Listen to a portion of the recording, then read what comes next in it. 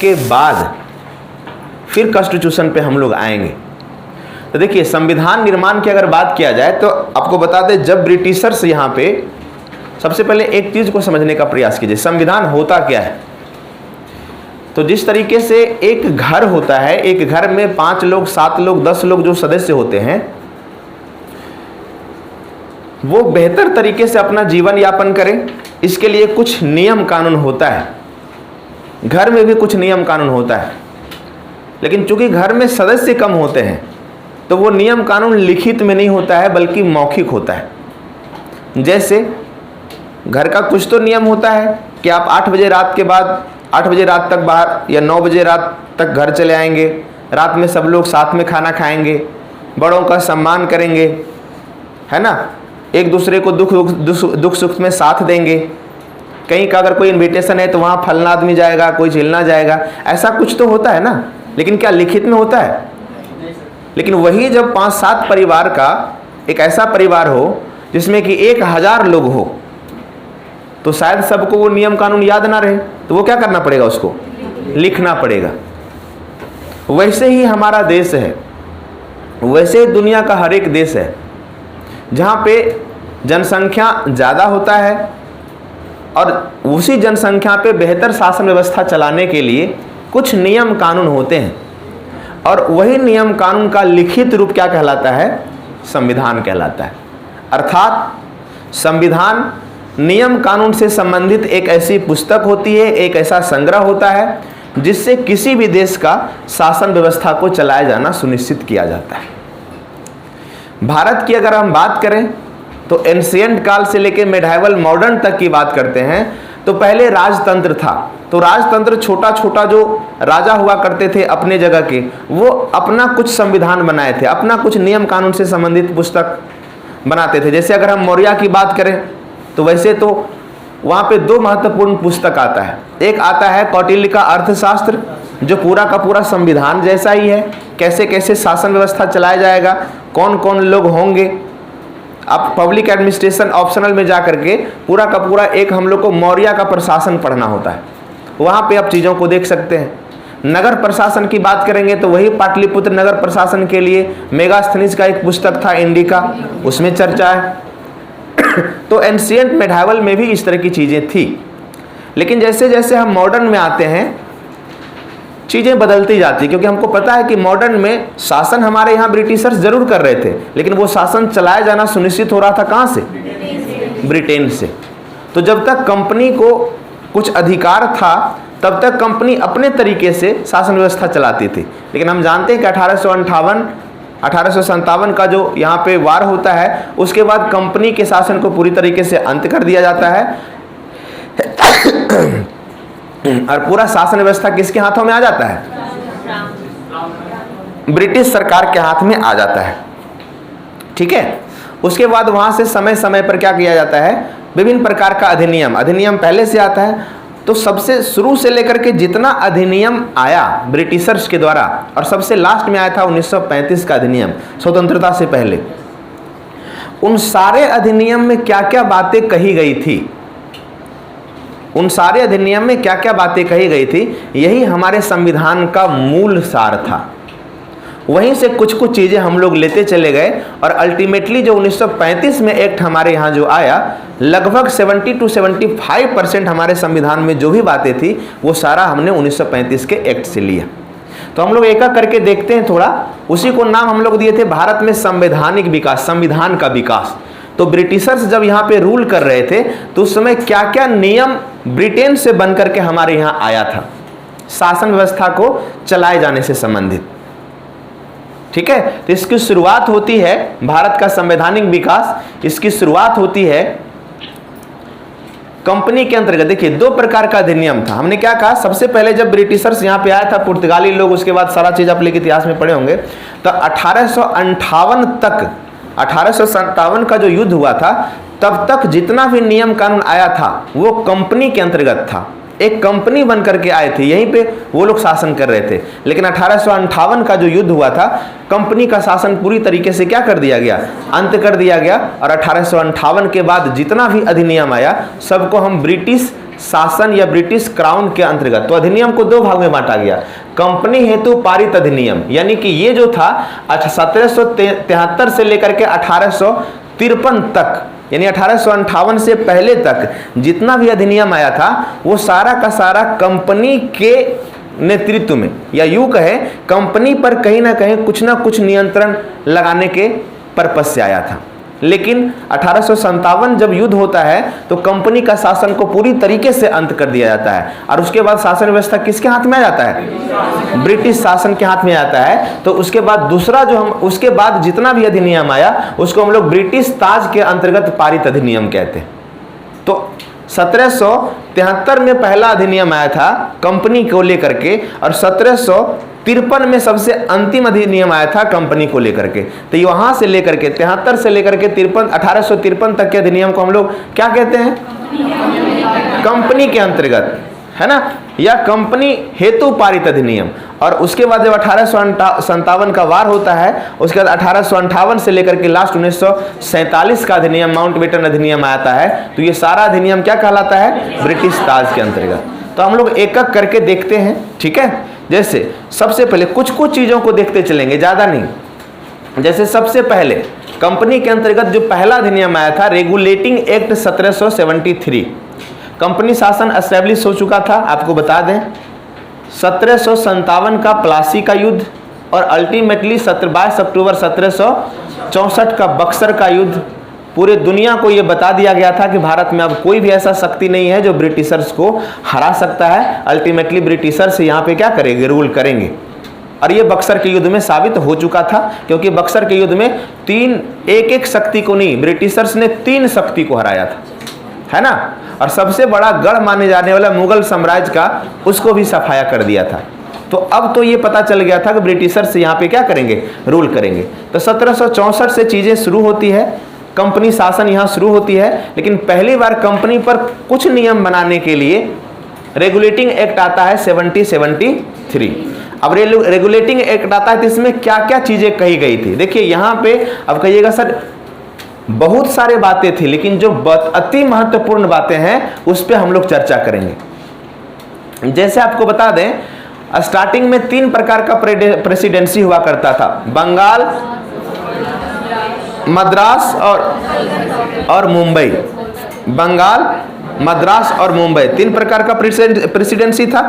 1773 के अधिनियम में क्या किया गया था, मद्रास और बंबई दोनों को बंगाल के अधीन कर दिया गया। दोनों, जो देखिए भारत की अगर हम चर्चा करें तो 3 जगह, चूंकि मेनली रूप से यहाँ पे बंबई था, यहाँ पे मद्रास था और यहाँ पे बंगाल था। 1773 के एक्ट में क्या किया गया, ये और ये दोनों को किसके अधीन कर दिया गया, बंगाल के अधीन कर दिया गया। तो पहला पॉइंट ये हो गया। उसके बाद देखिए बंगाल का जो गवर्नर था उसका नाम बदल, बंगाल का पहला गवर्नर था लॉर्ड क्लाइव, था ना, लॉर्ड क्लाइव। उसका नाम बदल करके किया गया, बंगाल के गवर्नर को गवर्नर जनरल नाम दिया गया, है ना। तो बंगाल का गवर्नर को नाम बदल करके क्या किया गया, गवर्नर जनरल। वैसे अगर देखा जाए तो बंगाल का प्रथम गवर्नर जो था, सिर्फ गवर्नर की बात कर रहे हैं, तो वो कौन था, लॉर्ड क्लाइव। लेकिन प्रथम गवर्नर जनरल की बात किया जाएगा तो नाम आ जाएगा वारेन हेस्टिंग्स, वारेन हेस्टिंग्स, ठीक है। तीसरा देखिए, सर्वप्रथम सर्वोच्च न्यायालय की स्थापना 1774 में कलकत्ता में हुआ था। बहुत बार पूछा जाता है किस अधिनियम के द्वारा पहली बार भारत में सर्वोच्च न्यायालय की स्थापना हुई थी। 1774 में, 73 में एक्ट आया था, 74 में हुआ था कहां पे, कलकत्ता में। और इसका प्रथम जो मुख्य न्यायाधीश का नाम था सर एलिजा इम्पे। क्या नाम था, सर एलिजा इम्पे। और सबसे लास्ट में, हालांकि इंपॉर्टेंट नहीं है, कंपनी के कर्मचारियों को निजी व्यापार करने तथा भारतीयों से उपहार लेने पर प्रतिबंध। जो कंपनी का जितना भी कर्मचारी था ना, उसको कहा था कि तुम जो भी व्यापार करोगे सिर्फ कंपनी के लिए करोगे, अपना निजी व्यापार यहां पे नहीं कर सकते हो। और पहला क्या हो नहीं कर सकते हो। और दूसरा बताया था कुछ लोग हितैषी हो जाते थे, यहाँ पे काम करते करते ना भारतीयों का हितैषी हो जाते थे। तो भारतीयों का तो है ही कि हम आपको फ्री में कुछ नहीं देंगे, कुछ उपहार दे देते थे।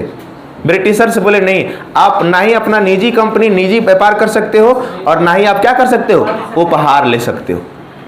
तो यही 4-5 पॉइंट था। अब देखिए इस तरीके से हम लोग कर लिए, अब इसको रिवीजन करेंगे। तो पहला पॉइंट क्या था, तो ऐसे करके याद करना है। पहला पॉइंट क्या था, बंगाल के अंतर्गत, मद्रास और बंगाल के अंतर्गत कर लिया। दूसरा पॉइंट क्या था, गवर्नर को गवर्नर जनरल बना दिया। तीसरा पॉइंट क्या था, सर्वोच्च न्यायालय की स्थापना, मुख्य न्यायाधीश एलिजा इम्पे थी, है ना। इसके बाद लास्ट में क्या करेंगे, कर्मचारी को निजी व्यापार करने और उपहार लेने। अब बताइए इसमें क्या है जो आपको समझ में नहीं आता है और याद नहीं होता है, बताइए कुछ है ऐसा कुछ कि इम्पे, एलिजा इम्पे, और कुछ नहीं वैसा नहीं देगा ऑप्शन की ई और ओ में आपको दिक्कत हो। एलिजा इम्पे नाम है। क्या लिखा हुआ है इसमें, एलिजा, हम पे लिखा हुआ है, इम पे लिख दीजिए, हम पे नहीं इम पे होगा, ई इम पे ही ना हो जैसा लग रहा है, बस सट गया है। हाँ ई लिखा हुआ है आपके स्टाइल में। तो देखिए अब क्या हुआ, हम लोग रेगुलेटिंग एक्ट देख लिए। देखिए मेरा एक चीज मानना है ना कि जब पढ़े तो पूरा मन से पढ़े, है ना, याद हो तो पूरा याद हो। कि जब 73 में जो कितना पॉइंट था, 4 पॉइंट था, वो चारों पॉइंट हमारे दिमाग में होना चाहिए। बोलिए पहला पॉइंट क्या था, दूसरा पॉइंट क्या था, तीसरा पॉइंट क्या था, चौथा पॉइंट क्या था। तो याद हो गया। चलिए तो ये पहला था रेगुलेटिंग एक्ट 73 जो याद हो गया। अब बताइए इससे क्वेश्चन आएगा तो बनाना पड़ेगा, मतलब बना लीजिएगा ना, इसमें भी गलती कीजिएगा, मुंह बनाइएगा। चलिए इसके बाद हम लोग आते हैं, दूसरा आया था 70-84 में। इसमें ज्यादा पॉइंट नहीं है, इसमें मात्र 3 पॉइंट है। इसका नाम था पिट्स इंडिया एक्ट। 70-84 में आया था, इसका नाम था पिट्स इंडिया एक्ट। ठीक है। अब देखिए इसमें क्या कहा गया था, इसमें 2 चीज कहा था, कंपनी के राजनीति और व्यापारिक कार्यों को अलग अलग। अब जैसे समझिए इसको थोड़ा सा, कंपनी जब यहां शासन कर रहा था ना, तो ऐसा नहीं था कि वो स्टार्टिंग से ही सिर्फ और सिर्फ व्यापार कर रहा था। आपको पता है कि जहां थोड़ी सी आपकी हित जो है आर्थिक रूप से जहां साधना शुरू होता है, वहां पॉलिटिकल चीजें शुरू हो जाती है, राजनीति शुरू हो जाती है। तो ब्रिटिशर्स कंपनी 2 तरीके से चीजें चाह रही थी। एक तो हम व्यापार कर ही रहे हैं, और दूसरा हम चाहते हैं कि किसी तरीके से यहाँ पे क्या हो, कंट्रोल हो। लेकिन दोनों को साथ साथ जब कंट्रोल करना शुरू किया ना, तो राजनीतिक मतलब आर्थिक रूप से वो लोगों को घाटा होना शुरू हो गया, व्यापार में घाटा होना शुरू हो गया। तो बोला नहीं, राजनीतिक कार्य अलग और व्यापारिक कार्य अलग। पहला इसमें कहा कंपनी का राजनीतिक कार्य जो भी होगा वो क्या होगा, अलग होगा, और व्यापारिक कार्य क्या होगा, अलग होगा। दूसरा इसमें कहा था सरकारी नियंत्रण में वृद्धि, नियंत्रण बोर्ड का गठन। बोला गया था इसमें एक चीज का, कंपनी पे थोड़ा सा नियंत्रण किया गया था ब्रिटिशर्स क्राउन के द्वारा, ब्रिटिशर्स सरकार के द्वारा। कंपनी को बहुत ज्यादा छूट मिला था। बोला नहीं, कंपनी पे थोड़ा, भले ही आप ब्रिटेन के कंपनी हो जो भारत में आए हो व्यापार करने, लेकिन हो कहां का, ब्रिटेन का, ब्रिटेन सरकार का। यहां पे कुछ गलत करोगे तो जिम्मेवारी या कहीं ना कहीं बदनामी किसका होगा, ब्रिटेन गवर्नमेंट का भी होगा ना। इसलिए आप पे थोड़ा सा कंट्रोल लगाना जरूरी है। और अल्टीमेटली पहली बार पिट्स इंडिया एक्ट में ही सरकारी नियंत्रण, कंपनी पर क्या किया गया था, सरकारी नियंत्रण का प्रयास किया गया था, और नियंत्रण करने के लिए एक नियंत्रण बोर्ड का गठन भी किया गया था। तो दूसरा पॉइंट क्या, बोर्ड ऑफ कंट्रोल इसको कहा जाता था, नियंत्रण बोर्ड, है ना। कभी कभी बोर्ड ऑफ कंट्रोल डायरेक्ट लिख देगा, नियंत्रण बोर्ड ने अंग्रेजी लिख देता है। और तीसरा पॉइंट है कंपनी के व्यापार में हस्तक्षेप की नीति। ये बहुत पॉजिटिव चीज था। याद कीजिए इकोनॉमिक्स में हमने बताया था हस्तक्षेप की नीति कौन लाया था, एडम स्मिथ, कि कंपनी जब व्यापार करेगी तो बहुत कम हस्तक्षेप किया जाएगा। ठीक है, कंट्रोल किया जाएगा, ब्रिटिश गवर्नमेंट के द्वारा थोड़ा बहुत कंट्रोल किया जाएगा, लेकिन व्यापार की जहां तक बात आएगी उसमें कोई कंट्रोल नहीं चलेगा। एकदम उसको खुला छूट दे दीजिए, वो हस्तक्षेप, उसमें हस्तक्षेप नहीं करना है ना। तो यही 3 बातें थी मुख्य रूप से पिट्स इंडिया एक्ट से। पहला, व्यापारिक कार्य, राजनीतिक और व्यापारिक कार्य दोनों को क्या किया गया, अलग किया गया। नियंत्रण बोर्ड स्थापित किया गया ब्रिटिशर्स के द्वारा, ब्रिटिश गवर्नमेंट के द्वारा किस पे, कंपनी पे नियंत्रण करने का प्रयास किया गया। और तीसरा बताया गया कंपनी खुल करके व्यापार करेगी, उस पे कोई हस्तक्षेप नहीं किया जाएगा। तो यही 3 पॉइंट था किसमें, खाली मुंह ना देखिए, उसमें लाए हैं कलर करने वाला, उसको थोड़ा कलर करते जाइए जहां जहां इंपॉर्टेंट, कम से कम जहां जहां लग रहा है वहां वहां जरूर कीजिए। मुंह देखने से कुछ ना होगा, और दिमाग में थोड़ा बैठाते चलिए, ठीक है। तो दूसरा था पिट्स इंडिया एक्ट में 3 बातें। पहला, और बोलिए भी, बोलिए तब याद होगा, ठीक है, खाली टुकुर टुकुर मुंह भी ना देखिए। पहला क्या था, दूसरा क्या था, तीसरा क्या था। चलिए अब आते हैं 1793 चार्टर एक्ट। इसमें ज्यादा कुछ बातें नहीं थी, हालांकि महत्वपूर्ण नहीं है, बस इसमें एक बात था, कंपनी फिक्स कर दिया गया 1793 में कि कंपनी अगला 20 वर्ष तक व्यापार करेगी, आगे का आगे देखा जाएगा। तो ये उतना इंपॉर्टेंट नहीं है, इसको छोड़ के चल भी सकते हैं। 1793 में एक्ट जो आया था उसमें कहा गया था कंपनी अगला कितना साल तक व्यापार करेगी, 20 वर्ष तक बढ़ा दिया गया कंपनी को व्यापार करने का अधिकार। तो मैं भी पूछा जा सकता है, एक पॉइंट है तो बहुत बड़ी चीज है नहीं। आगे बढ़ते हैं, यहां से देखिए शुरुआत होती है महत्वपूर्ण चीजें। इसके बाद जितना भी अधिनियम आया था सबको चार्टर एक्ट ही कहा गया था। देखिए चार्टर एक्ट 1813 जो आया था, ये कई चीजों के लिए कई रूप से महत्वपूर्ण है ना। एक एक करके पहले चीजों को देखते हैं। सबसे पहला प्रावधान इसमें जो किया गया था, 2 चीजें जो बहुत ज्यादा एग्जाम में पूछती है, वो पहला बताया गया 1853 के अधिनियम में ही यह प्रावधान किया गया था कि भारत में अब से ब्रिटिशर्स कंपनी क्या करेगी, शिक्षा के लिए प्रत्येक साल 1 लाख रुपया खर्च करेगी। शिक्षा के लिए कितना, प्रत्येक साल 1 लाख रुपया खर्च करेगी। और ये सबसे महत्वपूर्ण बातें थी। और दूसरा सबसे महत्वपूर्ण बातें ये थी कि जो ईसाई धर्म प्रचारक था उसको भारत में अपना धर्म प्रचार करने की छूट मिल गई थी। ये 2 चीजें बहुत महत्वपूर्ण था। पहला, प्रथम बार शिक्षा पर, भारतीयों के शिक्षा पर 1 लाख रुपया खर्च किया जाएगा। भारतीयों की शिक्षा पर 1 लाख रुपया खर्च किया जाएगा। और ईसाइयों को क्या करने की छूट, अपने धर्म को प्रचार करने की छूट। ये 2 महत्वपूर्ण बातें इसमें शामिल था। इसके अलावा कंपनी का व्यापारिक एकाधिकार को समाप्त किया गया था कि कंपनी के बोला कंपनी आप जो अधिकार यहाँ पे जिन जिन वस्तुओं का करते हैं वो सबको समाप्त किया जाता है, सिवाय 2 गो, एक चाय और चीनी को बोला था कंपनी अभी आप चाय और चीनी का व्यापार कर सकते हैं, बाकी जितना भी वस्तु का व्यापार करते हैं वो अधिकार आपको क्या कर दिया जाता है, समाप्त कर दिया जाता है।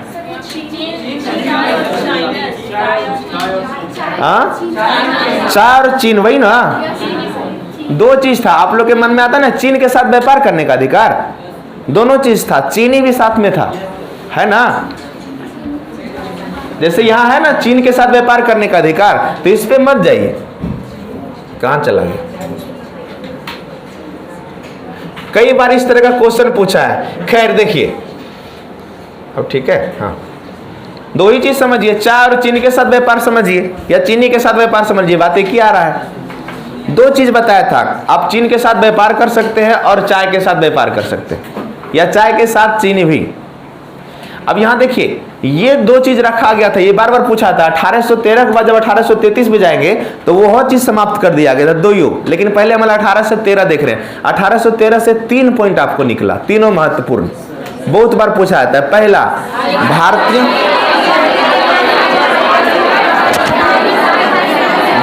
के पहला,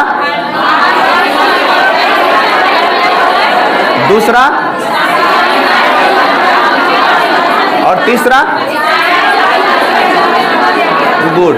तो पहला, प्रत्येक साल 1 लाख रुपया खर्च करेंगे।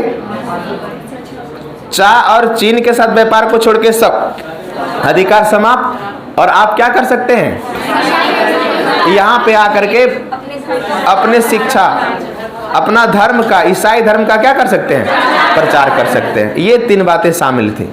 क्लियर? चलिए इसके बाद आगे बढ़ते हैं। 1833 के अधिनियम काफी महत्वपूर्ण है। इसमें जो 2 प्रकार का अधिकार कंपनी को दिया था 1813 में, कौन कौन सा? चाय का व्यापार करने का और चीनी के साथ व्यापार करने का। बोला बोहो अब क्या कर देंगे। अब आप देख रहे हैं ना, ब्रिटिशर्स जो सरकार है वो कंपनी पे धीरे धीरे पूरी तरीके से कंट्रोल करने का प्रयास कर रहे हैं। तो पहला क्या किया, कंपनी के सभी वाणिज्यिक मतलब व्यापार करने का अधिकार, कंपनी के सभी व्यापार करने का अधिकार को क्या कर दिया गया, यानी कि कंपनी अब व्यापार नहीं करेगी सिर्फ और सिर्फ। अच्छा, व्यापार नहीं करेगी तो सिर्फ कौन सा काम बच गया, राजनीतिक कार्य। तो कंपनी केवल राजनीतिक कार्य करेगी, मतलब सत्ता कैसे अब यहाँ पे स्थापित किया जाएगा, कंपनी सिर्फ उससे संबंधित कार्य करेगी। और एक चीज हमने बताया था कि 1773 में बंगाल के गवर्नर को गवर्नर जनरल बनाया गया और पहला गवर्नर जनरल वारेन हेस्टिंग्स था। तो क्या किया 1813 में, क्या किया, बंगाल के गवर्नर जनरल को, समझिए, बंगाल के गवर्नर जनरल को भारत का गवर्नर जनरल के रूप में मनोनीत किया गया। बंगाल के गवर्नर जनरल को भारत का गवर्नर जनरल बनाया गया और लॉर्ड विलियम बेंटिंग भारत के प्रथम गवर्नर जनरल थे। लॉर्ड विलियम, मुंह में आवाज नहीं है, खा के नहीं है, खड़ा करके पूछेंगे तो पता चल जाएगा, इसलिए बोलिए बोल करके याद कीजिए। रटने पे भरोसा रखिए, याद करने भरोसा रखिए, लजाइए हो जाइए नहीं है। दूसरा बात इसमें क्या था, बंगाल के गवर्नर जनरल को भारत का गवर्नर जनरल बना दिया गया। एक चीज और बहुत महत्वपूर्ण है, कानून बनाने के लिए गवर्नर जनरल के परिषद में एक विधि सदस्य को शामिल किया गया था और मैकाले प्रथम विधि सदस्य था। मतलब यहां पे बताया गया था कि अब जब भी कानून बनाया जाएगा तो गवर्नर जनरल जो परिषद है उसमें एक अलग से विधि अधिकारी होगा और वो विधि अधिकारी ही कानून बनाने में गवर्नर जनरल को मदद करेगा। और प्रथम विधि अधिकारी लॉर्ड मैकाले था और यहीं से मैकाले लेकर के आया था मैकाले शिक्षा नीति। तो वो जो इतिहास में आप लोग पढ़े होंगे। तो यहाँ पे मेनली रूप से हम लोग इसमें 3 से 4 चीजें देखें। पहला, कंपनी के व्यापार अधिकार को पूरी तरह समाप्त किया गया और सिर्फ कंपनी क्या करेगी, अब राजनीतिक कार्य करेगी। एक और महत्वपूर्ण, बंगाल के गवर्नर जनरल को भारत का गवर्नर जनरल बनाया गया और ये समझ लीजिए, कानून बनाने के लिए गवर्नर जनरल को हेल्प करने के पर्पज से एक क्या किया गया, एक विधि सदस्य को इसमें सम्मिलित किया गया और वो पहला व्यक्ति कौन था, लॉर्ड मैकाले था। और मैकाले शिक्षा नीति से ही ये फाइनली डिसाइड हुआ था कि अंग्रेजी में यहाँ पे शिक्षा दिया जाएगा। तो यही था 1833 का अधिनियम। अब हम लोग बढ़ रहे हैं 1853 का अधिनियम। 1853 का अधिनियम 1-2 मायने में महत्वपूर्ण है। चलिए 1833 में 4 पॉइंट क्या क्या है बताइए। अच्छा एक चीज रुकिए,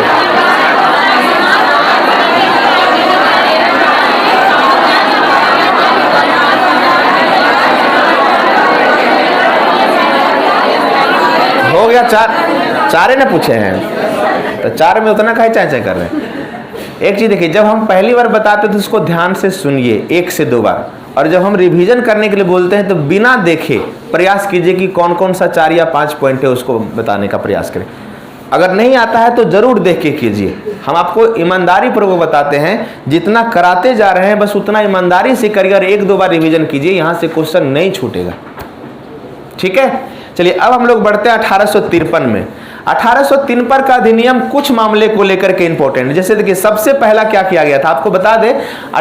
आप लोग जब आपको याद रहता है ना कार्यकाल और नाम, तो आप आधा मॉडर्न समझ आएंगे ऐसे कि इसके समय में क्या हुआ। अब जैसे आपको बता दें 1853, तो 1848 से लेकर के 53 तक कौन था, डलहौजी था।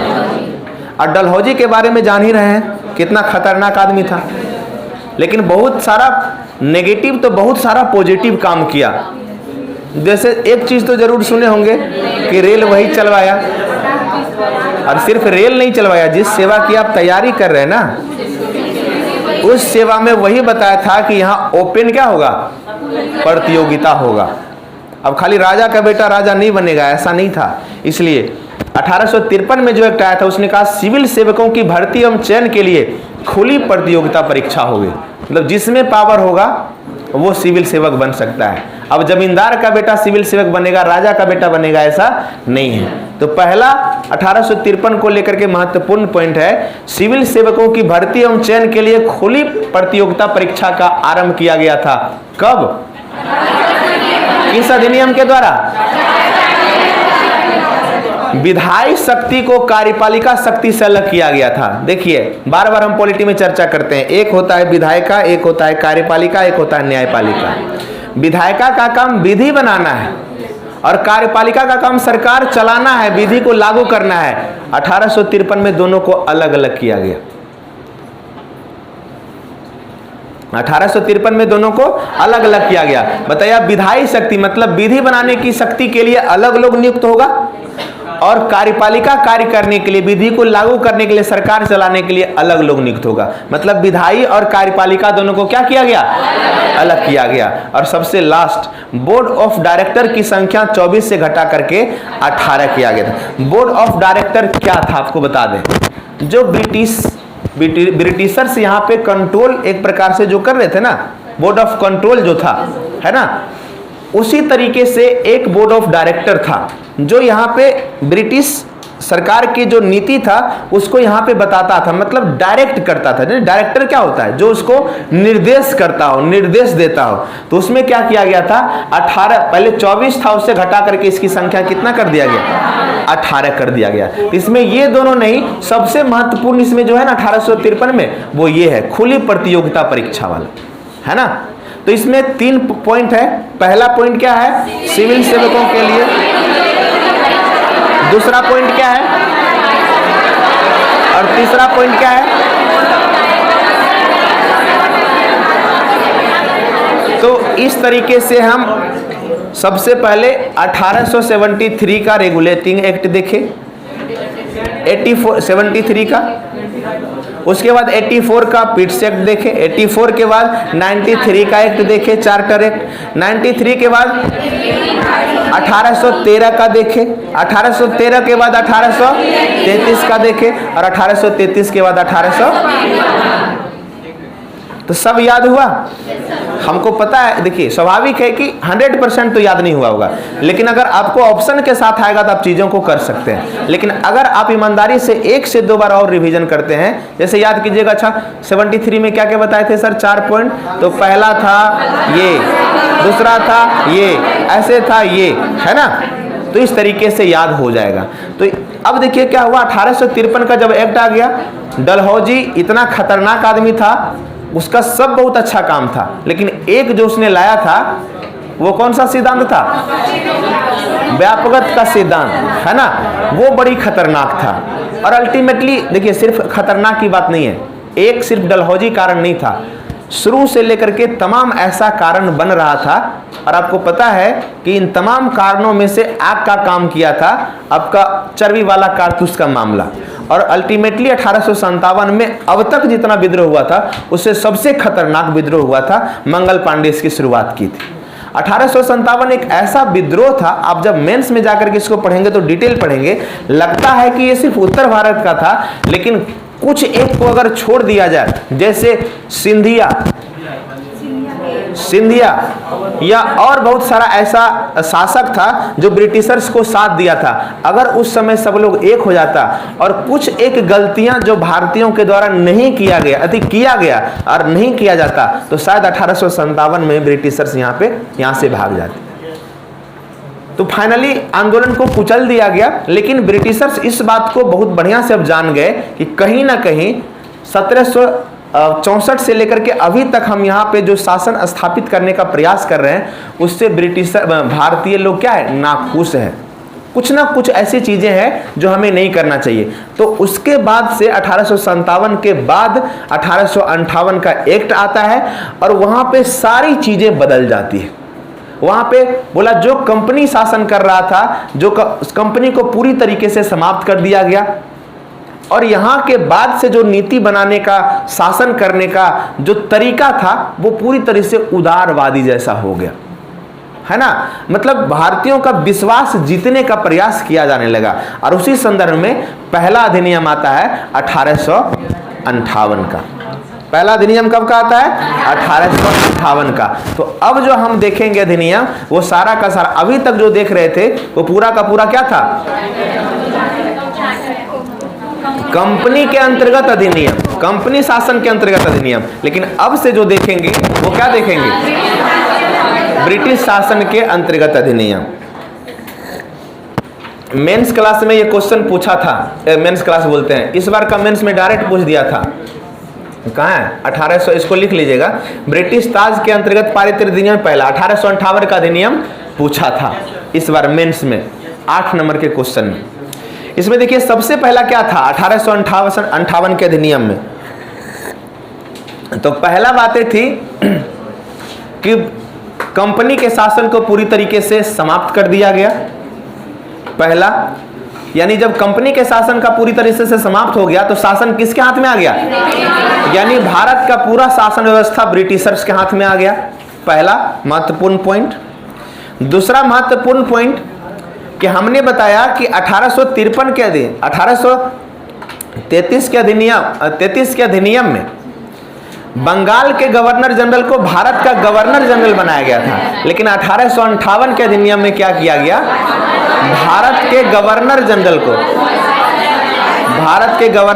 को भारत का वायसराय बनाया गया। यानी अब से जो भी गवर्नर जनरल आ रहा था उसको क्या कहा जा रहा था? वायसराय कहा जा रहा था।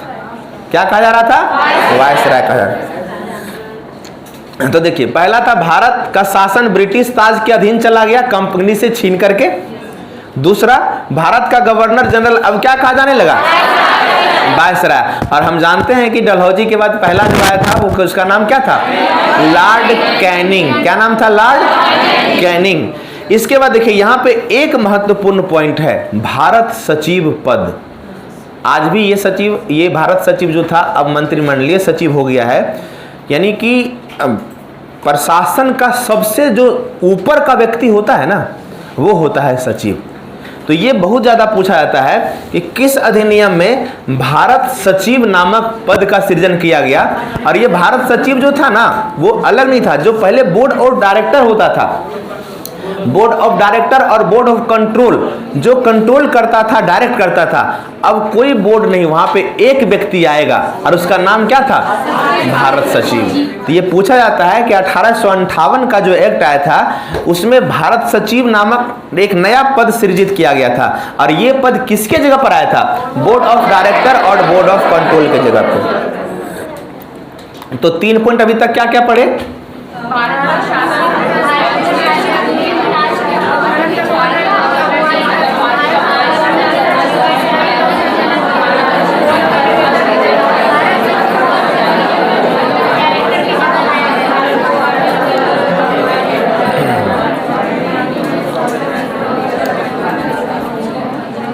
हालांकि इसके अलावे भी कुछ और महत्वपूर्ण पॉइंट है, जैसे कि सेना में सुधार के लिए पील आयोग का गठन किया गया था, है ना। तो ये सब कुछ चीजें हैं, वो इतना ही रखिए, इससे ज़्यादा देने का प्रयास करेंगे तो पता चला कि ऊपर चला जाएगा। तो इसमें मेनली रूप से 3 पॉइंट है 1858 के अधिनियम। पहला, कंपनी का शासन पूरी तरीके से समाप्त, ब्रिटिश क्राउन के हाथ में चला गया, गवर्नर जनरल को वायसराय कहा गया और भारत सचिव नामक एक नया पद आ गया। क्लियर? भारत सचिव नामक एक नया पद आ गया। चलिए नेक्स्ट आगे बढ़ते हैं। भारत परिषद अधिनियम 1861। इसमें देखिए ये भी 2-3 तरीके से महत्वपूर्ण है। क्या क्या? पहला, पहली बार विधानसभा की स्थापना भारत में हुआ था। कई बार क्वेश्चन पूछा है। पहली बार विधानसभा की स्थापना भारत में किया गया था। इसलिए देखिए जब पॉलिटी आप पूरी तरीके से पढ़ लीजिएगा ना तो आपको लगेगा सर हमारा संविधान में तो सब तब ब्रिटेन का है, हमारा अपन कोची है ना। लेकिन थोड़ा सा बढ़िया ढंग से पढ़िएगा तब और लास्ट में आपको क्रिटिकली एनालिसिस करने के लिए दे देता है। आप अपने संविधान में बताइए क्या आपका अपना है। तो एक समय के बाद आपको लगेगा सर कुछ हो तो नहीं नजर आ रहा है, सब तो दूसरे का है, और उसमें आधा से अधिक ब्रिटेन का है। वो कैसे है आगे हम लोग देखेंगे। तब 1861 के अधिनियम में पहला क्या था? विधानसभा की स्थापना। और साथ ही साथ एक शक्ति महत्वपूर्ण है, वायसराय को अध्यादेश जारी करने की शक्ति दिया गया था। अध्यादेश समझते हैं? नहीं समझते हैं? बताएंगे। यहाँ पे जब सेशन चलता है ना, जैसे अभी मानसून सत्र चल रहा है और सेशन जो 3 बार साथ में चलता है, कभी कभी सेशन नहीं चलता है और किसी विशेष मुद्दा पे कानून बनाना जरूरी हो जाता है। तो ऐसे में राष्ट्रपति के पास आर्टिकल 1, 2, 3 के तहत ऑर्डिनेंस लाने का, अध्यादेश लाने की शक्ति होती है। और वही शक्ति राज्यपाल के पास भी होता है विधानसभा के संदर्भ में 213 के तहत। तो अध्यादेश एक कानून बनाने का तरीका है जो राष्ट्रपति और राज्यपाल को दिया गया है विशेष परिस्थिति में। और परिस्थिति क्या है? जब सेशन नहीं चल रहा होता है। हालांकि बाद में सेशन मतलब नहीं पता, सत्र पढ़ाएंगे, पार्लियामेंट जब चैप्टर हो जाएंगे तो वहां पे पढ़ाएंगे। फिलहाल मोटा मोटी बस यही समझिए, कानून बनाने के लिए वैसे तो विधानसभा था या फिर विधायिका था, लेकिन यहाँ पे दिया गया अगर किसी विशेष परिस्थिति में कानून बनाना हो तो वायसराय भी कानून बना सकता है। और वो कानून 6 महीना तक ही जो है रहेगा। 6 महीना के बाद अगर उसको अप्रूवल मिलेगा तो आगे रहेगा और नहीं रहेगा। जैसे अभी हमारे यहाँ जो कानून बनता है अध्यादेश के तहत, वो 6 सप्ताह के लिए बनता है। भारतीय संदर्भ की चर्चा करें, बाद में पार्लियामेंट चाहे विधानमंडल अप्रूवल देता है तभी आगे बढ़ता है। लेकिन उस समय जो दिया गया था, वायसराय को अध्यादेश जारी करने की शक्ति थी और वो अध्यादेश के तहत बना हुआ कानून कितने समय के लिए वैलिड होता था? 6 महीना के लिए। तो दूसरा पॉइंट ये। तीसरा देखिए, कानून बनाने की प्रक्रिया में भारतीय प्रतिनिधि को शामिल करने की शुरुआत अब तक का सबसे महत्वपूर्ण पॉइंट था। ये भारतीयों के लिए बहुत बड़ी जीत की बात भी थी कि कानून बनाया जाएगा हम पे रूल करने के लिए, हम पे शासन करने के लिए, और कानून बनाने में भारतीयों को क्या किया जाने लगा? शामिल किया जाने लगा। ये बहुत बड़ी जीत थी। और ये कई बार क्वेश्चन पूछा गया है कि 1861 के अधिनियम में विधायिका में कानून बनाने की प्रक्रिया मतलब क्या? कानून बनाने मतलब जो सिस्टम बनाने वाला विधायिका में पहली बार किसको शामिल किया गया? किसको शामिल किया गया? भारतीयों को शामिल किया गया। तो ये 3 पॉइंट था। पहला, विधानसभा की स्थापना। दूसरा, वायसराय को अध्यादेश की शक्ति। और तीसरा, कानून बनाने की प्रक्रिया में ब्रिटिशर्स को भी शामिल किया गया। और तीसरा क्या था? कानून बनाने की प्रक्रिया में ब्रिटिशर्स को भी शामिल किया। क्लियर? बताइए 1861 में 3 पॉइंट क्या क्या था?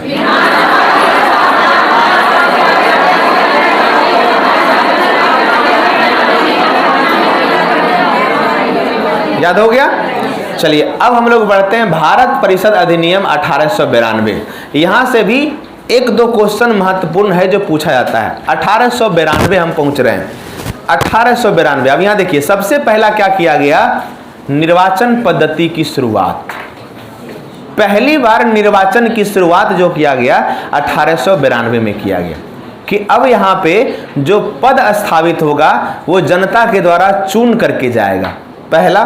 दूसरा, केंद्रीय विधान परिषद में भारतीय सदस्यों को बजट पर बहस करने का अधिकार, अति महत्वपूर्ण। मतदान का अधिकार, बहुत ज्यादा यहां से क्वेश्चन पूछा गया। देखिए इसका सारा पॉइंट महत्वपूर्ण है। 1892 का अधिनियम जो था ना, वो कुल मिला के इसको कहा जाता है, इस अधिनियम के द्वारा शासन में भारतीयों को शामिल किया गया। 61 में तो विधि बनाने में शामिल किया गया और इसमें कहा जा रहा है कि शासन में किसको शामिल किया गया? भारतीयों को शामिल किया गया। अब इसमें देखिए कैसे शामिल किया गया। तो पहला, अब बताइए, तो निर्वाचन के अंदर पहले हमारा मालिक जो वहां से बना के भेज देगा वही रहेगा, और अब हमारा मालिक कौन होगा? जिसको हम निर्वाचित करेंगे। तो ये अधिकार मिला ना। दूसरा, हमारा बजट कैसा होगा हम भी उसमें बहस कर सकते हैं, ये हो गया। तीसरा, हम प्रश्न भी पूछ सकते हैं। खाली प्रश्न नहीं, पर उसमें देखिए 2 प्रकार का प्रश्न होता है। पार्लियामेंट में जब जाएंगे ना, तो एक होता है पूरक प्रश्न, एक होता है मूल प्रश्न, और एक होता है पूरक प्रश्न। जैसे मूल प्रश्न मान ली हम आपसे पूछ दिए कि आप बताइए कि जो है आपका नाम क्या है, तो ये हुआ आपका मूल प्रश्न। और पूरक प्रश्न पूछेंगे उसी से रिलेटेड, अच्छा आपका नाम कौन रखा, ये है ना, आप क्या करते हैं तो उसी से रिलेटेड, अच्छा बताइए आपका भाई क्या करते हैं, आपके पिताश्री क्या करते हैं, तो ये हो गया उसी से रिलेटेड जो प्रश्न होता है ना, उसी को कहा जाता है पूरक प्रश्न। तो दो प्रकार, प्रश्न पूछने का भी अधिकार और पूरक प्रश्न पूछने का भी अधिकार, और सबसे बड़ी चीज मतदान का भी, पार्लियामेंट में, विधानसभा में मतदान का भी अधिकार दिया गया। तो 1892 का जो अधिनियम था ना,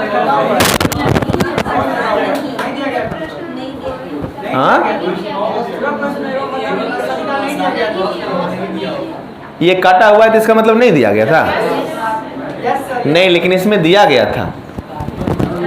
कटा हुआ है मत जाइए, ठीक है। अमन जी लूसेंट लाइए तो इसको हम थोड़ा सा देखेंगे। अच्छा एक चीज चलिए, अगर इसको नहीं दिया गया है तो प्रश्न पूछने का तो अधिकार दिया गया, 1 पॉइंट, बजट पर बहस करने का अधिकार दिया गया 2, और निर्वाचन पद्धति, ये 3 दिया गया। चलिए एक चीज है कि अच्छा जी जरूर, प्रश्न पूछने का अधिकार दिया, प्रश्न आप पूछ सकते हैं लेकिन आप मतदान नहीं कर सकते हैं, ये चीज था, मतदान का अधिकार यहाँ पे नहीं दिया गया, ठीक है। चलिए उसको हम लोग देख लेंगे। यहाँ पे मेनली रूप से 3 पॉइंट और 1 मतदान का और पूरक प्रश्न का अधिकार नहीं था। है किसी के पास लूसेंट? दे दीजिए थोड़ा।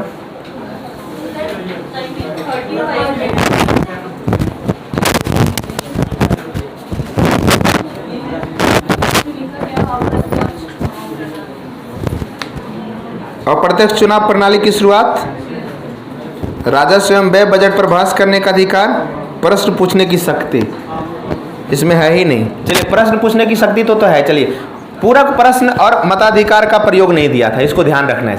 अब पूरक प्रश्न इसलिए मेरे ख्याल से नहीं दिया गया होगा कि सिर्फ एक प्रश्न पूछ सकते हैं, रिलेटेड प्रश्न नहीं पूछ सकते हैं। अच्छा प्रश्न पूछ सकते हैं लेकिन आपको मत देने का अधिकार नहीं था, लेकिन उस समय प्रश्न पूछने का अधिकार, बजट पर बहस करने का अधिकार ये दे रहा है, तो यही बहुत है।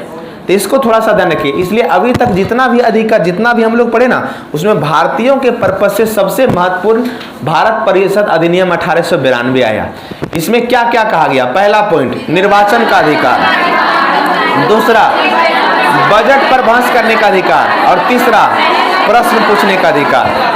लेकिन पूरक प्रश्न और मतदान का अधिकार नहीं दिया गया। फिर फाइनल टच 1892 का पॉइंट बताइए। पहला, दूसरा, तीसरा,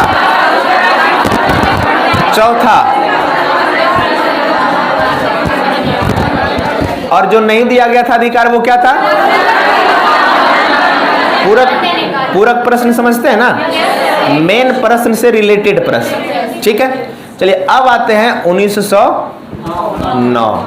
1909 का अधिनियम जबरदस्त, क्योंकि उस समय भारत सचिव था मार्लो और वायसराय था लॉर्ड मिंटो, और उसी समय यह अधिनियम आया था, इसलिए इस अधिनियम को कहा जाता है मार्लो मिंटो अधिनियम भी कहा जाता है। क्लियर? इसमें क्या किया गया देखिए, सबसे ज्यादा जो 1909 से क्वेश्चन पूछता है, सबसे ज्यादा वो ये पूछता है कि 1909 के अधिनियम, 1909 तक देखिए क्या हो रहा था। 1906 में मुस्लिम लीग की स्थापना हो गई थी, मुस्लिम लीग धीरे धीरे कांग्रेस से अलग होकर के कार्य करना शुरू कर दिया था, और ब्रिटिशर्स इसका जबरदस्त फायदा उठाया।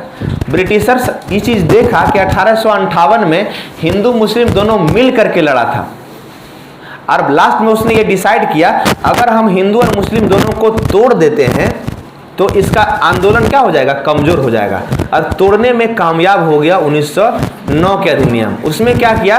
पृथक, अलग रूप से पृथक सांप्रदायिक, मतलब मुस्लिमों के लिए अलग से निर्वाचन की व्यवस्था कर दिया गया 1909 में। ये बहुत बड़ी चालाकी भरा कदम था ब्रिटिशर्स का, और उससे भी गलती कांग्रेस 1916 में किया कि इसको स्वीकार कर लिया था। तब जाकर के, मतलब आज पाकिस्तान बना, उसका जो मूल जड़ था वो 1909 का अधिनियम ही था, है ना। तो पहला इस अधिनियम को कहा जाता है मार्ले मिंटो सुधार भारतीयों को विधि निर्माण तथा प्रशासन दोनों में प्रतिनिधित्व दिया गया, ये पॉइंट। वायसराय की कार्यकारिणी परिषद में पहली बार भारतीय शामिल हुआ था जिसका नाम था सत्येंद्र प्रसाद सिन्हा। और सबसे जो खतरनाक और सबसे महत्वपूर्ण पॉइंट जो पूछा जाता है वो ये सांप्रदायिक प्रतिनिधित्व का प्रावधान इसमें किया था। मुस्लिमों के लिए अलग से निर्वाचन की व्यवस्था किया गया था, यानी कि ये बहुत महत्वपूर्ण पॉइंट है। 1909 के अधिनियम में सबसे पहला पॉइंट अगर आप याद रखिएगा तो वो ये कि मुस्लिमों के लिए अलग से निर्वाचन की व्यवस्था, या इसी को कहा जाता है सांप्रदायिक प्रतिनिधित्व का प्रावधान। पहला और सबसे ज्यादा महत्वपूर्ण पॉइंट था। ठीक है, यहाँ पे नाम क्या लिखा हुआ है, गांधी जी इसका जबरदस्त आलोचना किए थे। इसने कहा था इस एक्ट ने हमारा सर्वनाश कर दिया। राजेंद्र प्रसाद कहते हैं कि आज जो पाकिस्तान बना उसके नींव जो है 1909 के अधिनियम नहीं रखा था। तो ये भी राजेंद्र प्रसाद का स्टेटमेंट लिख लीजिए। हाँ, गांधी जी आए नहीं थे, गांधी जी 1902 में ही कांग्रेस में कई बार लीड कर चुके थे, बीच बीच में आते रहते थे। 1893 में गए थे ना, 1893 में गए थे ना, तो फाइनली आए थे 1915 में, लेकिन इस बीच में कई बार वो उनका भारत आना जाना लगा रहा था, है ना।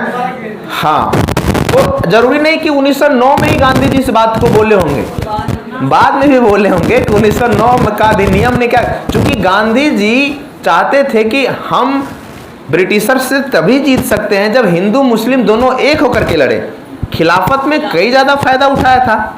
अल्टीमेटली गांधी जी बताते हैं कि अंग्रेजों ने इस अधिनियम के द्वारा भारत में मुस्लिम और हिंदू के बीच में एक जबरदस्त गैप बना दिया, और ये गैप धीरे धीरे धीरे धीरे क्या होता चला गया, और अंततः पाकिस्तान मजबूर हो गया पाकिस्तान बनने के लिए।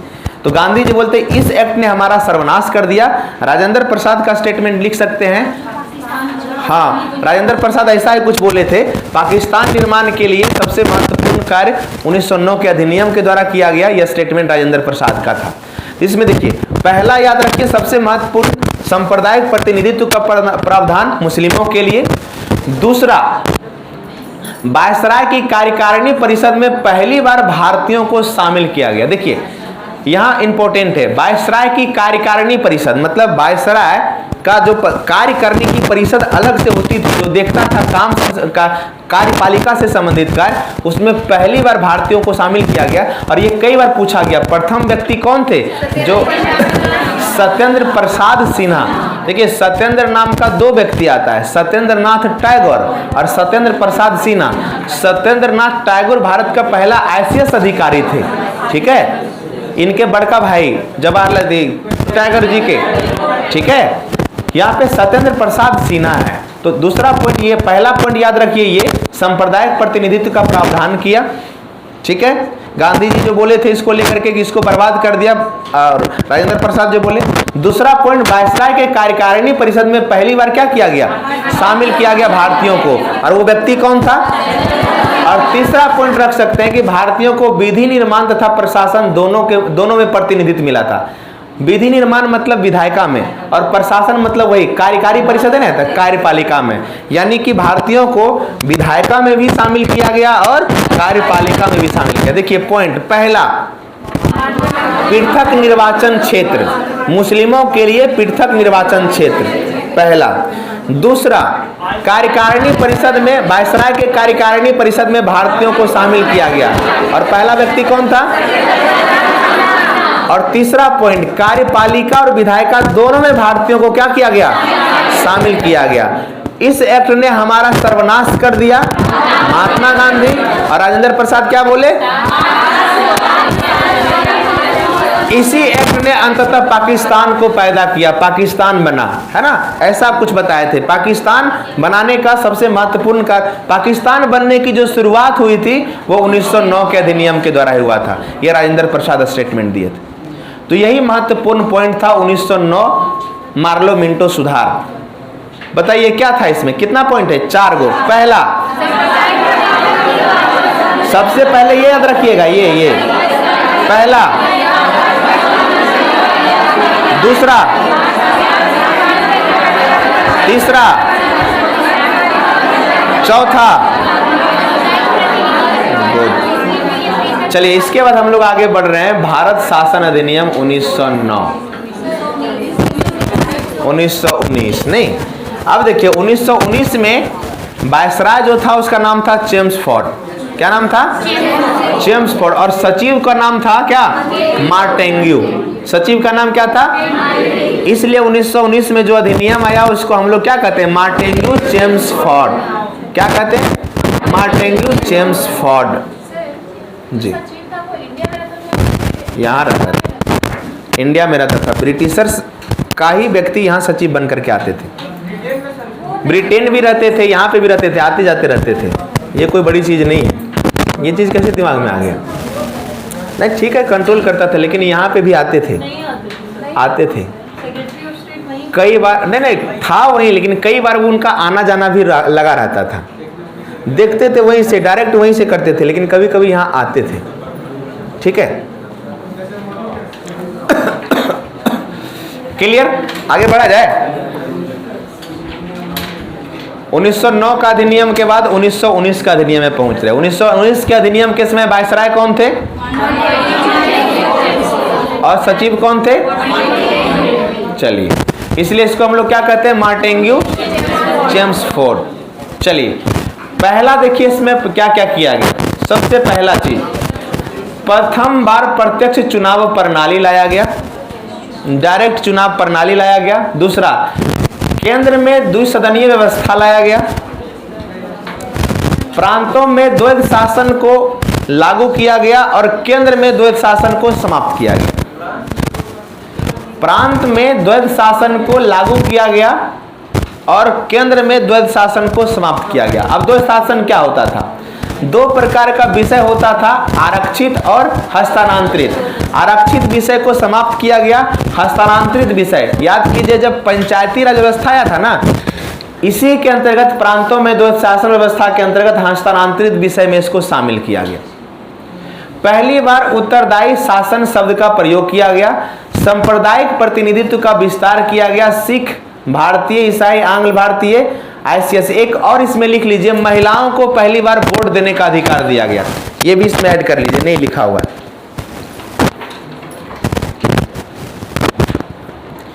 देखिए इसमें सारा चीज नहीं, सबसे पहला जो इंपॉर्टेंट है मैं वो बता रहा हूं, क्या क्या याद करना है। पहला चीज इसमें कहा गया था कि द्वैध शासन जो है वो केंद्र में समाप्त करके कहां लगाया जाएगा? प्रांत में। पहला जो महत्वपूर्ण क्वेश्चन है यहाँ, जो पॉइंट है कि प्रांतों में द्वैध शासन लागू किया गया, किस अधिनियम के तहत? पहला महत्वपूर्ण पॉइंट। दूसरा महत्वपूर्ण पॉइंट, महिलाओं को वोट देने का अधिकार दिया गया। दूसरा महत्वपूर्ण पॉइंट, महिलाओं को वोट देने का अधिकार दिया गया। और तीसरा महत्वपूर्ण पॉइंट, 1909 में सिर्फ मुस्लिम को अलग किया गया था ना, लेकिन 1919 में क्या क्या? सिख, ईसाई और आंग्ल भारतीय, इसके लिए भी अलग से निर्वाचन क्षेत्र की व्यवस्था कर दिया गया। इसके लिए भी क्या किया गया? अलग से निर्वाचन क्षेत्र की व्यवस्था कर दिया है। ये तीन महत्वपूर्ण है। उसके बाद आप लिख सकते हैं, पहली बार प्रत्यक्ष चुनाव प्रणाली और केंद्र में द्विसदनीय व्यवस्था लागू किया गया, है ना। पहली बार प्रत्यक्ष चुनाव प्रणाली शामिल किया गया और केंद्र में द्विसदनीय व्यवस्था लाया गया। देखिए चुनाव जो पहले होता, निर्वाचन प्रणाली की शुरुआत किसमें किया गया? निर्वाचन प्रणाली की शुरुआत 1892 में ना, 1892 में। तब निर्वाचन जो होता था वो सबको नहीं, डायरेक्ट इनडायरेक्ट होता था पहले। यहाँ पे प्रत्यक्ष चुनाव प्रणाली लाया। तो इसमें 5 पॉइंट आपको याद रखना है। एक और लास्ट में देखिए, 1922 से ICS की परीक्षा भारत में भी आयोजित की जाएगी, ये व्यवस्था भी इसी में कहा गया था। देखिए पॉइंट वाइज याद कीजिए। सबसे पहला पॉइंट, प्रांतों में द्वैध शासन, केंद्र में हटा करके प्रांतों में द्वैध शासन। दूसरा, महिलाओं को वोट देने का अधिकार। तीसरा, सांप्रदायिक निर्वाचन क्षेत्र, किसके लिए? सिख, ईसाई और आंग्ल भारतीय के लिए। 3 हो गया। इसके बाद आप केंद्र में द्विसदनीय व्यवस्था और प्रत्यक्ष चुनाव प्रणाली को शामिल कर सकते हैं। और सबसे लास्ट में इसी में यह कहा गया था कि 1922 से ICS की परीक्षा कहाँ होगी? कहाँ होगी? भारत में। चलिए, तो 5 पॉइंट जो है उसको बताइए। पहला पॉइंट, दूसरा पॉइंट, तीसरा पॉइंट, चौथा पॉइंट और 5वां पॉइंट। याद हुआ? चलिए, 1919 को हम लोग कंप्लीट कर दिए। अब हम लोग दे रहे हैं फाइनल टच। द्विसदनीय 2 सदन होगा, उच्च सदन और निम्न सदन। और द्वैध शासन जो होता था उसमें दो प्रकार का विषय होता था, एक इंटरनली और एक एक्सटर्नली। एक्सटर्नली को अपने पास रखता था, इंटरनली शासन करने के लिए देता था ब्रिटिश गवर्नमेंट भारतीय लोगों को। ठीक है, विषय निरादित किया गया था उसमें। जैसे कि आरक्षित विषय वो खुद अपने पास रखता था, विदेशों से संबंध कभी भी भारतीय राजा को नहीं दिया, लेकिन शासन होगा राजा के नाम पर ही, है ना। द्वैध शासन में मेनली रूप से ये देखा जाता है कि राजा हम हैं तो शासन हमारे नाम का हो रहा है, लेकिन बहुत सारा अधिकार जैसे विदेशों से संबंध का, टैक्स वसूलने का अधिकार अपने पास आरक्षित रूप रख लेता था ब्रिटिशर्स। ठीक है, चलिए लास्ट हम लोग आ रहे हैं 1935 का अधिनियम। उत्तरदायी देता था, कुछ कुछ पे देता था। क्या लगा हुआ? नहीं, इसमें 1919 में जो है नहीं दिया था उत्तरदायी, 1919 में समाप्त किया था। यही जैसे जब 1935 में जाएंगे ना तो केंद्र में द्वैध शासन लागू कर दिया गया था, तो वहां पे दोनों अधिकार दिया गया था। यहाँ पे देखिए, है ना, यहाँ पे आगे आएगा। चलिए नेक्स्ट 1919 हुआ। बताइए 5 को कौन कौन था? पहला, दूसरा, तीसरा, चौथा, 5वां।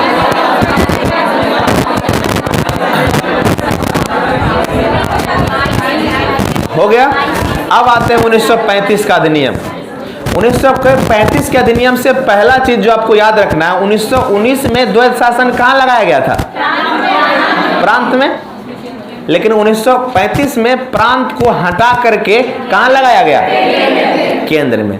तो पहला केंद्र में द्वैध शासन लगाया गया था। इसमें देखिए, सर्वप्रथम भारत में संघात्मक सरकार की स्थापना, अखिल भारतीय। भारत में देखिए 2 प्रकार की बात करेंगे, एक संघात्मक शासन व्यवस्था और एक संघीय प्रणाली। संघात्मक शासन व्यवस्था जिसमें कि केंद्र ज्यादा मजबूत होता है थोड़ा, वो 1935 के अधिनियम से लिया गया। ठंडा लग रहा था, आगे आ जाइए। तो ये किया गया था 1935 के अधिनियम के तहत। लेकिन यही जब संघीय प्रणाली की बात करते हैं, जो लाया गया था कहाँ? क्या हुआ, नहीं लगता ठंडा? तो इधर आ जाइए ना जी कहीं पे। अच्छा ठीक, वो लाया गया था कनाडा के संविधान से। अब ये दोनों जब हम लोग देखेंगे संविधान का स्रोत, तो वहां जाकर के देखेंगे। यहाँ पे याद कीजिए, पहला सर्वप्रथम भारत में संघात्मक शासन प्रणाली की शुरुआत किया गया था 1935 में। एक अखिल भारतीय संघ होगा। ठीक है। दूसरा, प्रांत में द्वैध शासन को क्या किया गया? और केंद्र में द्वैध शासन को क्या किया गया? प्रांतों को स्वायत्तता दिया गया, ऑटोनोमस बॉडी बनाया गया कि आप निर्णय ले सकते हो। ठीक है, प्रांतों को स्वायत्तता। आरबीआई की स्थापना 1 अप्रैल 1935। आरबीआई की स्थापना 1 अप्रैल 1935। संघीय न्यायालय की स्थापना 1 अक्टूबर 1935 के अधिनियम के तहत ही हुआ था, लेकिन हुआ था कब? 1937। ये दोनों का डेट भी याद रखिएगा, 1 अक्टूबर 1937। बर्मा को ब्रिटिश भारत से अलग किया गया था। बर्मा, म्यांमार भारत से अलग किया गया था। सांप्रदायिक प्रतिनिधित्व का विस्तार। दलित, महिला और श्रमिकों के लिए भी अलग से निर्वाचन की व्यवस्था कर दिया गया था। दलित, हम जानते हैं कि 1932 में हुआ था पूना पैक्ट, और उसी के बाद को समाहित किया गया था किसमें? 1935 के अधिनियम के तहत। और इस एक्ट के लिए जवाहरलाल नेहरू ने एक स्टेटमेंट दिया था, एक कार जिसका ब्रेक तो है पर इंजन नहीं है, ये पूछा भी गया था। यह एक ऐसा कार है जिसमें ब्रेक तो है लेकिन इंजन ही नहीं है। 1935 से आपको 4-5 चीजें याद रखना पड़ेगा। पहला, अखिल भारतीय संघ, द्वैत शासन की स्थापना केंद्र में, है ना, द्वैत शासन की स्थापना केंद्र में, प्रांतों को स्वायत्तता, आरबीआई की स्थापना कब, आरबीआई की स्थापना, संघीय न्यायालय की स्थापना, बर्मा को अलग किया गया, सांप्रदायिक प्रतिनिधित्व का विस्तार। देखिए 1909 में सिर्फ मुस्लिम को, 1919 में सिख ईसाई के साथ आंग्ल भारतीय को, और 1935 में दलित महिला और श्रमिकों को, इन सब के लिए अलग से निर्वाचन। और इसको क्या बताया था, एक ऐसा कार जिसका ब्रेक है लेकिन इंजन नहीं। कौन बोले थे, जवाहरलाल नेहरू। तो यही था 1935 का अधिनियम। फाइनल टच दीजिए। पहला, दूसरा, तीसरा, चौथा, पांचवा, छठा, सातवां,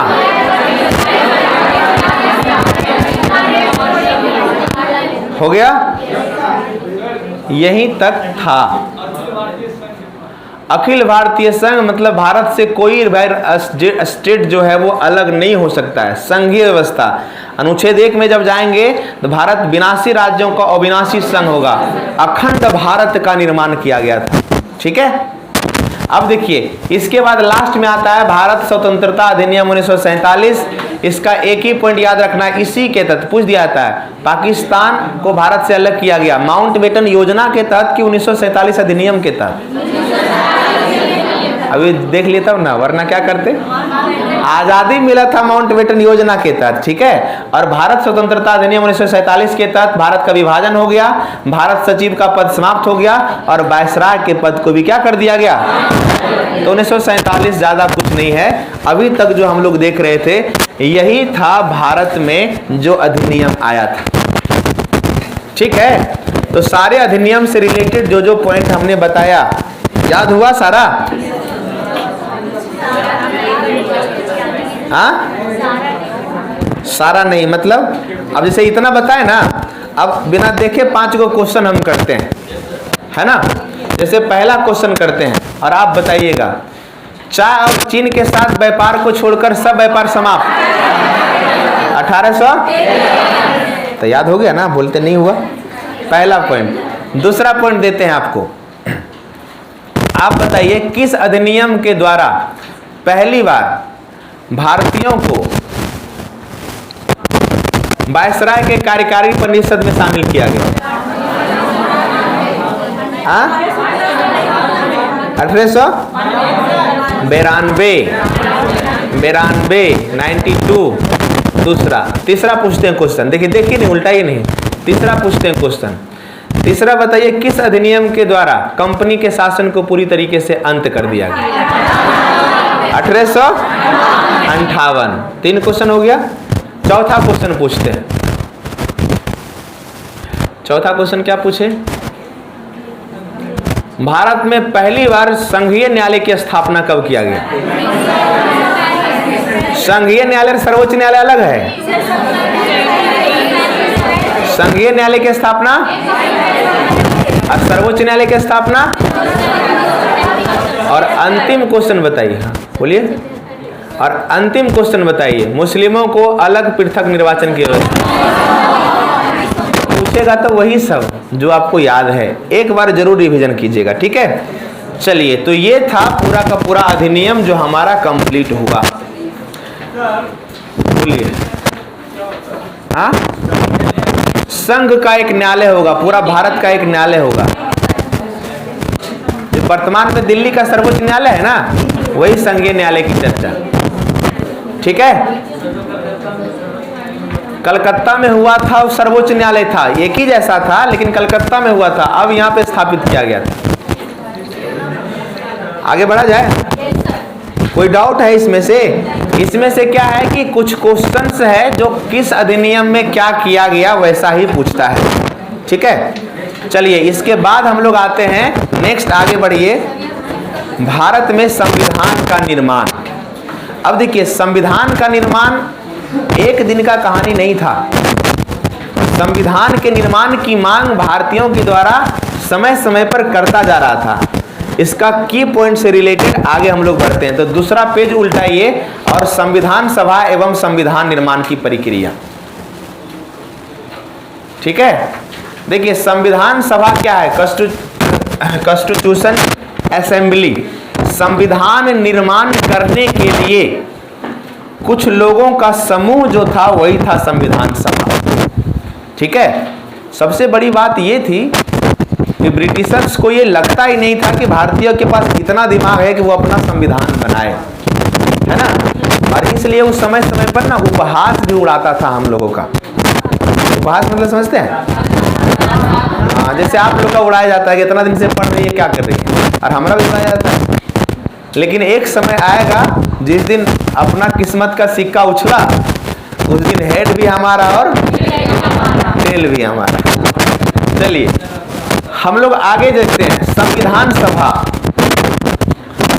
देखिए संविधान सारा की पॉइंट है और यहाँ से खूब क्वेश्चन पूछता है और आप लोग को याद भी होगा। जैसे संविधान, सर्वप्रथम संविधान सभा की मांग जो की गई थी 1934 में, पूछा भी जाता है स्वराज पार्टी के द्वारा। सबसे पहले मांग किया गया था 1934 में स्वराज पार्टी के द्वारा। कई बार पूछा गया क्वेश्चन, ठीक है, कि भारत में संविधान निर्माण करने के लिए क्या होनी चाहिए? संविधान सभा होनी चाहिए। सारा लोग निकाल लिए। दूसरा, संविधान सभा का गठन का प्रारंभिक विचार जो आया था वो एम एन राय 1934 में। किसी अगर व्यक्ति पूछा जाएगा एम एन राय, और कोई पार्टी पूछा जाएगा तो स्वराज पार्टी। तो संविधान सभा की गठन की पहली मांग या पहला विचार किसके मन में आया था? एम एन राय के मन में। ठीक है, कांग्रेस द्वारा जो पहली बार मांग किया गया था स्वराज पार्टी के मांग के बाद, तो ये था पटना में किया गया था मई 1934 में, और फाइनल 1934 में रांची है, पटना ही ना है, देख लीजिएगा। स्वराज पार्टी के बाद मांग जो किया गया था वो किया गया था किसके द्वारा? कांग्रेस के द्वारा मई 1934 में, और फाइनली जाकर के जो फैजपुर अधिवेशन 1937 में हुआ उसमें कांग्रेस ने फाइनल टच दे दिया कि हम भी संविधान सभा की क्या करते हैं? मांग करते हैं। हम भी क्या करते हैं? संविधान सभा। यही 3 पॉइंट था कैबिनेट मिशन आने से पहले की कहानी का। अगर व्यक्ति तो एम एन राय, पार्टी तो स्वराज पार्टी, और कांग्रेस कब किया था? तो पटना है तो आप लोग इसको रांची भी लिख लीजिए। कई लोग बोल रहे हैं रांची में, लेकिन हमको तो लगता है पटना में भी है। पटना में ही मांग किया गया था, और फाइनल जो इसकी पुष्टि हुई थी ये हुआ था फैजपुर अधिनियम 1937 में। फैजपुर अधिनियम कहाँ हुआ था? एकमात्र कांग्रेस का अधिनियम जो कहाँ हुआ था? गांव में। यही फैजपुर ही ना है। चलिए इसके बाद क्या होता है? प्रतिनिधिक निर्वाचन के आधार पे गठन होता है संविधान सभा का, और संविधान सभा का गठन करने की जो बात आई थी वो कैबिनेट मिशन के तहत, और कैबिनेट मिशन 1946 में आया था। कब आया था? 1946 में आया था। तो प्रतिनिधिक निर्वाचन के आधार पर गठन की जो मांग किया था वो किसने किया था? Cabinet mission. क्लियर? उसके बाद देखिए कैबिनेट मिशन में आगे हम लोग लिखे हैं हालांकि कैबिनेट मिशन के, यहाँ पे थोड़ा सा देख लीजिए। कैबिनेट मिशन जो आया था 1946 में, उसमें 3 व्यक्ति थे, एक अध्यक्ष था और 2 सदस्य था।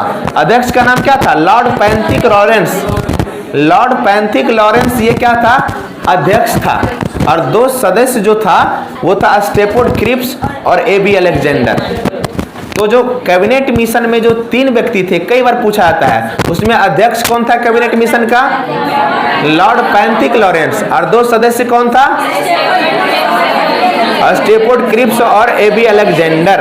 हालांकि जो पैंथिक लॉरेंस था उसमें भारत सचिव के पद पर थे, और स्टेफोर्ड क्रिप्स जो था वो बोर्ड ऑफ ट्रेड का अध्यक्ष था। तो ये सब नहीं देखना है, ये 3 व्यक्ति कौन थे इसका नाम, और उसमें अध्यक्ष कौन था? Lord Pethick Lawrence.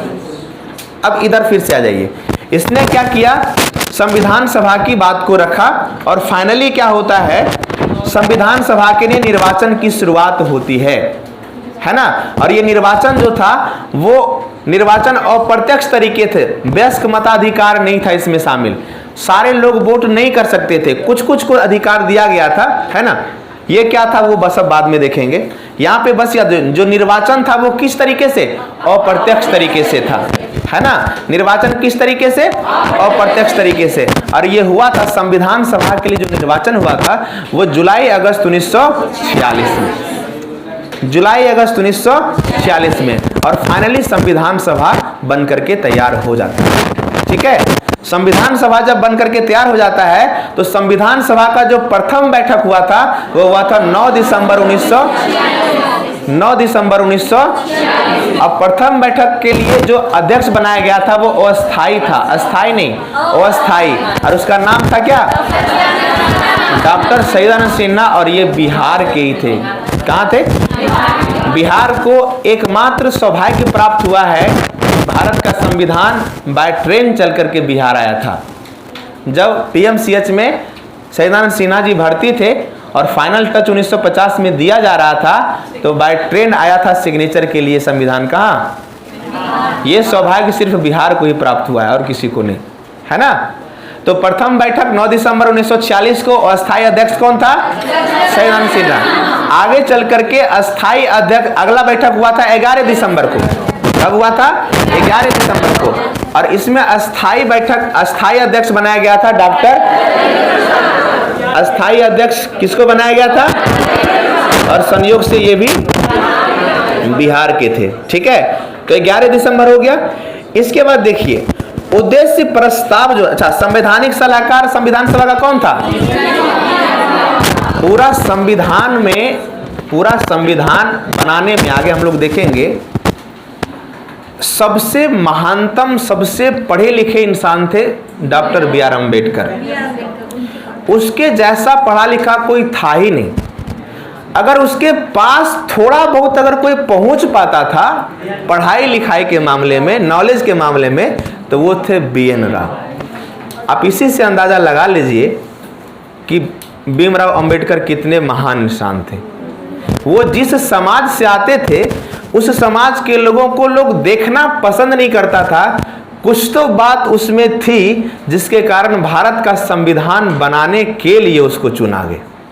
तो बात यही थी कि पूरा का पूरा कॉन्स्टिट्यूशन असेंबली में ऐसा कोई व्यक्ति नहीं था जो उसके जितना पढ़ा लिखा था। सिर्फ और सिर्फ एक ही क्वालिटी, क्योंकि लोगों को विश्वास था कि उसके द्वारा जो संविधान बनाया जाएगा शायद ही उसका कोई जोर होगा। और आज तक भारत दुनिया का सबसे सफलतम लोकतंत्र इसलिए है क्योंकि भारत का संविधान एक महान इंसान के द्वारा बनाया है ना। ये मैं नहीं, कभी विकास द्विवेदी सर का स्टेटमेंट देखिएगा तो बताएंगे। तो संवैधानिक सलाहकार सर बी.एन. राव सर थे, है ना। देखिए पहला बैठक हुआ था 9 तारीख को, दूसरा बैठक हुआ था, और तीसरा जो बैठक हुआ था वो हुआ था 13 दिसंबर 1946 को।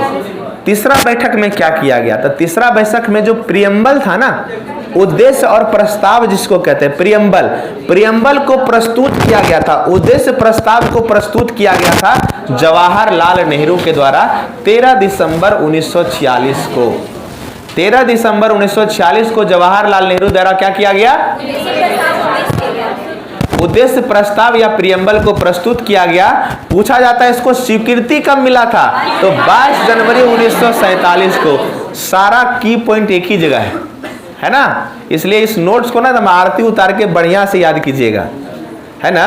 सारा पॉइंट देखिए एक ही जगह मिल रहा है, यानी 9 तारीख, 11 तारीख और तो फाइनल टच जब 13 दिसंबर 1946 को दे दिया गया, उद्देश्य प्रस्ताव को प्रस्तुत कर दिया गया, तो अल्टीमेटली हमारा संविधान तैयार होता है। और हम जानते हैं कि बीपीएससी के द्वारा 68 में क्वेश्चन पूछा गया था, सर कि संविधान निर्माण में कितना समय लगा था?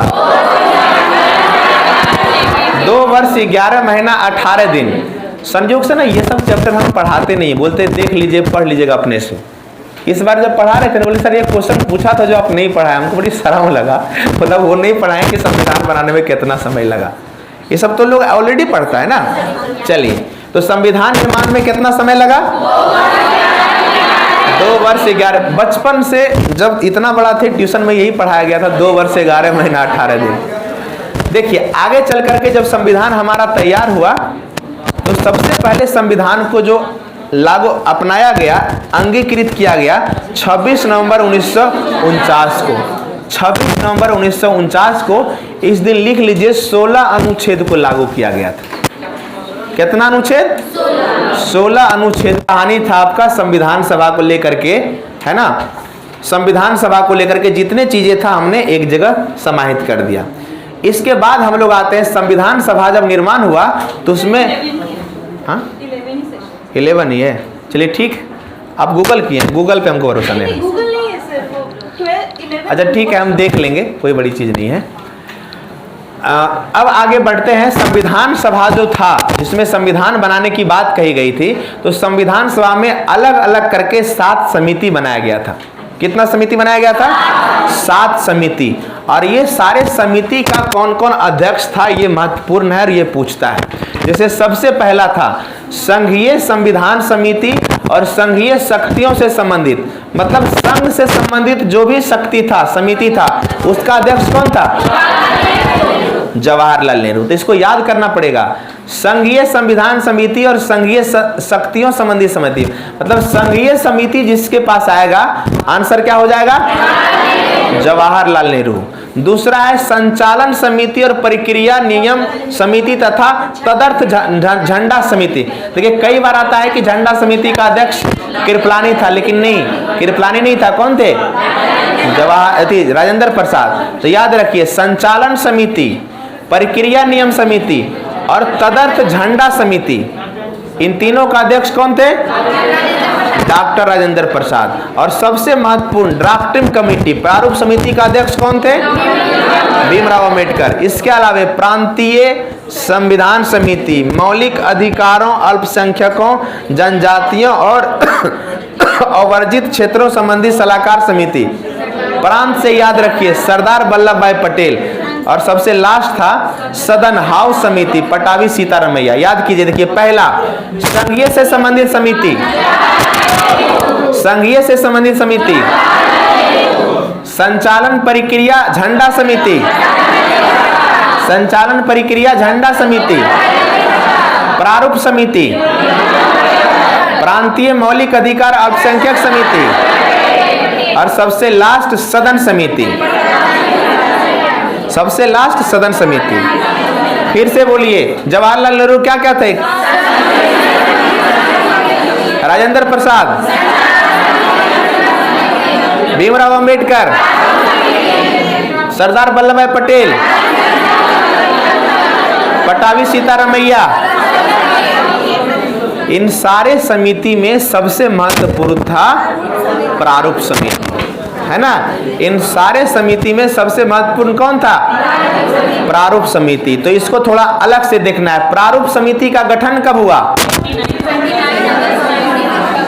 यही महीना चल रहा है अगस्त का, 29 अगस्त 1947 को, 29 अगस्त 1947 को प्रारूप समिति का गठन हुआ, है ना। इसके बाद इसका अध्यक्ष कौन थे? इसमें टोटल कितने सदस्य थे? अध्यक्ष सभी सहित टोटल इसमें 7 सदस्य थे, है ना। अब इसको याद करना पड़ेगा, अंबेडकर के अलावे बाकी 6 को कौन था, और इसको याद करना पड़ेगा क्योंकि यहां से क्वेश्चन पूछता है। याद है? देखिए कौन कौन? गोपाला स्वामी अयंगर, ऐसे याद कीजिए। देखिए अ से अयंगर, अ से अय्यर, अल्लाधी कृष्ण स्वामी अय्यर, तो 2 हो गया ओ से आयंगर और अय्यर। इसके बाद देखिए KM मुंशी, एक हो गया मुंशी। मोहम्मद सादुल्लाह, एक हो गया सादुल्लाह। एगो मित्र है और एगो खेतम है। हालांकि लास्ट में क्या हुआ था, बाद में मित्र के स्थान पे आया था N राघव माधवराव और DP खेतान के जगह पे आया था कृष्णमाचारी। तो आपको 7 + 2 9 को याद रखना पड़ेगा। जैसे अध्यक्ष कौन था, अध्यक्ष के अलावा स्टार्टिंग में 6 कौन था, एगो आयंगर, एगो अय्यर, एगो मुंशी, सादुल्लाह, मित्र, एगो मित्र है, एगो खेतान मार्केट है, एगो सादुल्लाह है, एगो मुंशी है और एगो आयंगर है और एगो 6 को कौन कौन है बताइए।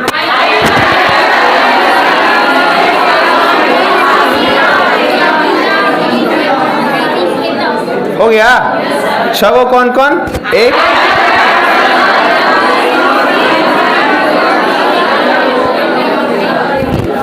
लास्ट में मित्र को हटा करके राव को लाया गया और खेतान को हटा करके कृष्णमाचारी को लाया गया। तो यही था ड्राफ्टिंग कमेटी, यही था ड्राफ्टिंग कमेटी। इसके बाद आगे बढ़ते हैं। देखिए नोट में कुछ चीजें हैं, जैसे निर्वाचित संविधान सभा द्वारा भारत का निर्माण होगा, इसका सर्वप्रथम प्रावधान जो किया गया था, प्रस्ताव लाया था क्रिप्स मिशन 1942। ये पूछा जाता है निर्वाचित संविधान सभा द्वारा भारत के संविधान का निर्माण किया जाएगा, यह प्रस्ताव सबसे पहले किसने लाया, क्रिप्स प्रस्ताव 1942। संविधान सभा के जो सदस्य थे वो निर्वाचित किए गए थे, प्रत्येक 10 लाख व्यक्तियों पर एक प्रतिनिधि के अनुपात में प्रांतीय विधानसभा भेजा। यहाँ पूछा जाता है जो चुनाव हुआ था वो 10 लाख व्यक्तियों पर एक व्यक्ति का चुनाव हुआ था। कैबिनेट मिशन के सदस्य को तो हमने बता ही दिया, 3 सदस्य कौन कौन था,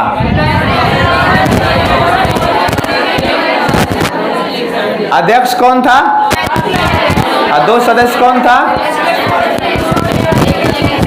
अब देखिए 1935 के अधिनियम के अनुसार मताधिकार, कर, शिक्षा, संपत्ति के अधिकार पर वयस्क मताधिकार के हटा दिया गया था इसमें। हालांकि ये उतना छोड़िए, एक स्टेटमेंट पूछा जाता है संविधान सभा कांग्रेस थी और कांग्रेस ही भारत था,